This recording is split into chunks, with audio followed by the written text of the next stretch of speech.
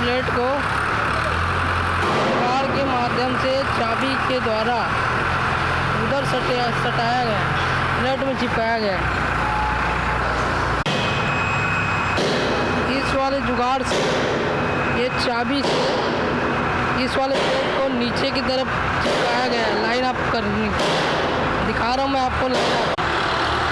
इधर दो सीके, ये सी के द्वारा ये प्लेट और ये प्लेट को दोनों को बांध के रखा है। लाइन अप दिखा रहा हूँ मैं। लाइन अप होने के बाद टाका लिया है।